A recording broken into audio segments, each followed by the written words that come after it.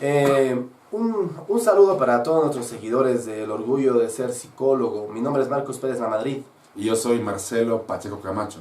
Entonces, ahora queremos comentarles nuestras ideas sobre cuál podría ser el papel del psicólogo en el ámbito de la psicología educativa. Así es, creemos que la psicología y nosotros como psicólogos en Bolivia podemos contribuir de una manera definitiva para elevar la calidad de la educación, considerando además de que casi todas las teorías educativas tienen como base a procesos psicológicos y cerebrales para poder explicar el fenómeno educativo y el aprendizaje. Entonces, realmente los psicólogos podemos hacer una contribución definitiva al ámbito educativo en Bolivia.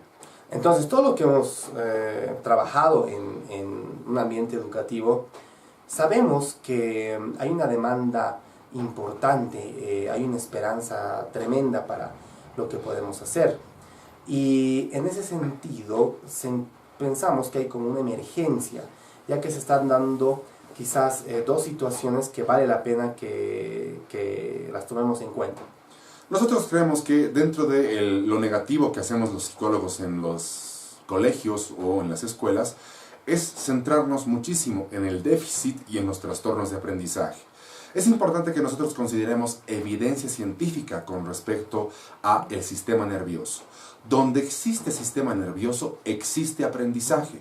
Y donde existe cerebros, va a existir una tendencia evolutiva casi automática al progreso y a la evolución. Por lo tanto, centrarse en el déficit y en la detección absoluta de trastornos de aprendizaje es, la verdad, no solamente una pérdida de tiempo, sino también es contribuir a la patologización de las personas con las cuales trabajamos. Entonces, al dar mucho énfasis en el déficit, descuidamos también lo que son las habilidades clínicas, Marcelo. Se cree tal vez que por ser psicólogo o psicóloga educativa, uno no necesita o tal vez no tiene el perfil de ser un psicólogo clínico o un terapeuta. Pero es importantísimo que nosotros tengamos una idea o una ideología, si se puede decir, sobre cómo cambian las personas, sobre cómo son los procesos terapéuticos, desde diferentes modelos. En este caso, por supuesto, yo podría hablar más del enfoque en soluciones que trabaja con habilidades y recursos de la comunidad educativa. Por lo tanto, consideramos que es muy importante que no se descuiden las habilidades clínicas, que los psicólogos educativos sepan cómo intervenir, cómo hacer el seguimiento y sobre todo cómo evaluar los resultados de sus intervenciones. Así es, querido Marco. Dentro de también el ámbito negativo que nosotros podríamos mencionar de la práctica psicológica en colegios, en universidades o en escuelas, nosotros lo que hacemos es no incluir el olvido y el error como parte del fenómeno del aprendizaje. Una de las cuestiones más importantes que nos podemos preguntar como psicólogos es ¿qué significa aprender? Y para acercarnos a esa definición debemos tomar en cuenta dos procesos cerebrales normales. Si el cerebro no se equivoca, no puede aprender.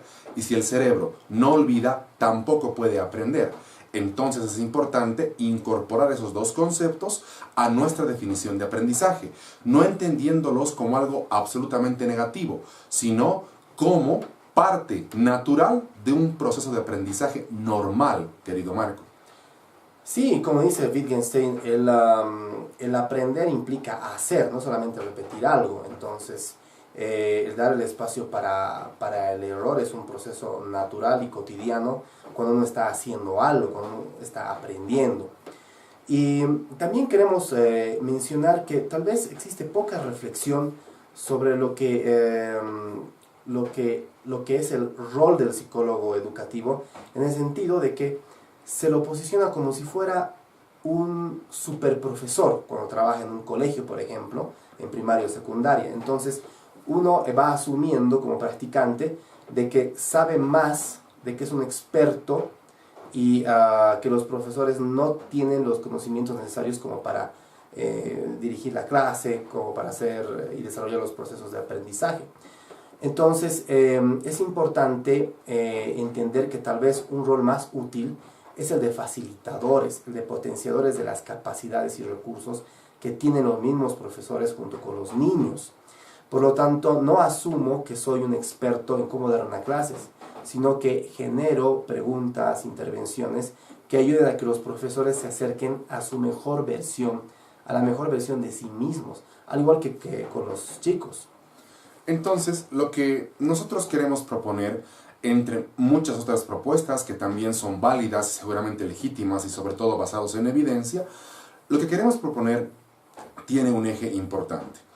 Nosotros queremos decir de que en la educación debemos diversificar los propósitos educativos, es decir, preguntarnos para qué sirve la educación formal más allá de para formar profesionales o más allá de para formar a las personas exclusivamente en el ámbito intelectual.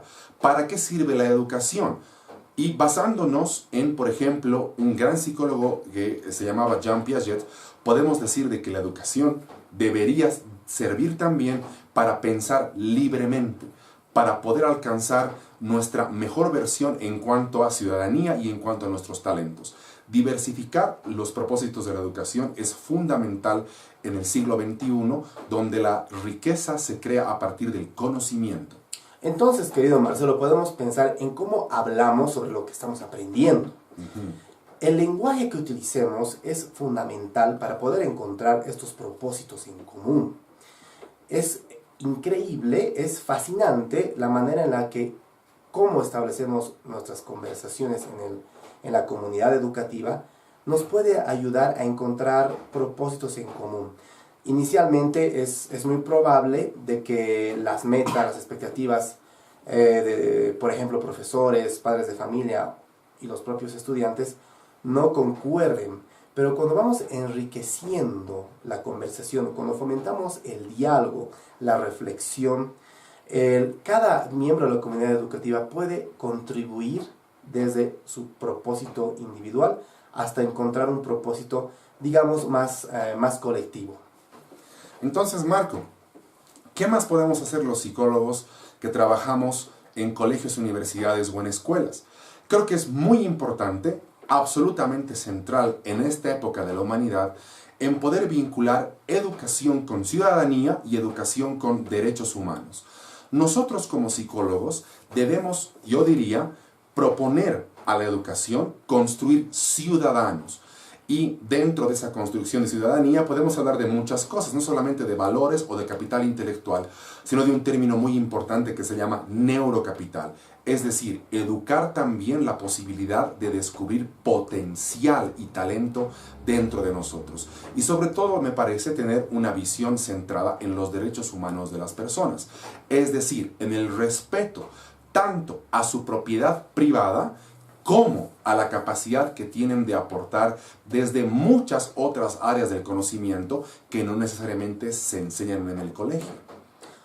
Y en ese sentido podemos también gestionar el ser autodidacta. Cuando asumimos que todas las personas tienen algún tipo de motivación en diferentes medidas, tal vez el trabajo de nosotros como psicólogos educativos es facilitar que esa motivación sea respetada y reconocida por los demás. De esta manera es que también podemos ayudar a gestionar el talento individual. El propio estudiante va generando su propia manera de aprender y quizás en algún nivel el profesor también va a poder conocer cuál es la manera particular que tiene cada persona de aprender, querido Marcelo. Así es, creemos que el talento individual es una de las bases del progreso más importantes en la sociedad en la cual nosotros vivimos. Finalmente, yo quisiera aportar, estimado Marco, que la experiencia educativa tiene que ser un factor de construcción de paz. No solamente centrarnos en la manera de evaluar resultados y no solamente centrarnos en el producto final. La experiencia puede cambiar el diseño del cerebro y la experiencia puede cambiar también la manera de ejercer nuestra ciudadanía. Entonces, si la experiencia educativa es un factor de construcción de paz, habremos avanzado mucho en inclusive la calidad de indicadores que utilizamos para medir el éxito educativo en Bolivia. Entonces, al hablar de experiencia, también podríamos tomar en cuenta el tema de la comunidad. por supuesto, estamos inmersos en comunidades. Pero la pregunta es cómo nosotros podemos contribuir a la comunidad educativa. No esperar que la comunidad nos condicione qué es lo que tenemos que hacer. Entonces, a partir desde un principio de asumir que cada persona es libre, única y irrepetible, podemos contribuir o direccionar nuestros esfuerzos, nuestras intervenciones a que esto ocurra.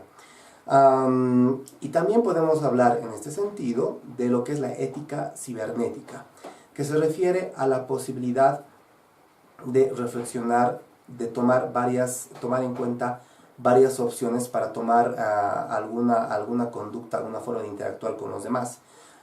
Esto significa que generemos comunidades educativas donde las personas pueden elegir, y esta capacidad de elegir, este derecho para elegir, puede trascender a nuestros conciudadanos cuando ya están en otros ambientes, ya sea universitarios, laborales o de interacción común, cotidiana, casual.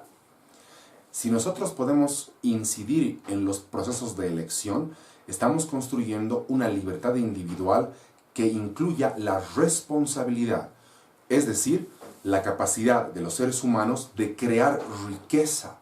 Y la creación de esa riqueza va a repercutir directamente en la elevación de la calidad de vida de toda la comunidad, querido Marco. Entonces pensamos que la educación debería servir para poder crear riqueza, y por lo tanto estamos en un desafío muy grande los psicólogos, porque tenemos mucho que contribuir al ámbito educativo, no solamente desde la evaluación patológica. Entonces, el psicólogo educativo puede ayudar a generar conciencia y responsabilidad. Y bueno, Marcelo, creo que estas son las ideas fundamentales sobre lo que pensamos que podría ser un rol útil del psicólogo en el sistema educativo. Así es. Entonces, les invitamos a poder establecer comunidades que nos permitan elevar el nivel de discusión y de debate sobre estas ideas, y les deseamos mucho éxito en la práctica educativa en la psicología en Bolivia. No se olviden que si son psicólogos en formación o psicólogos practicantes de la psicología, Bolivia los necesita, y el cambio que podemos hacer puede durar generaciones inclusive. Muchas gracias, querido Marco. Querido Marcelo, muchas gracias por tu tiempo.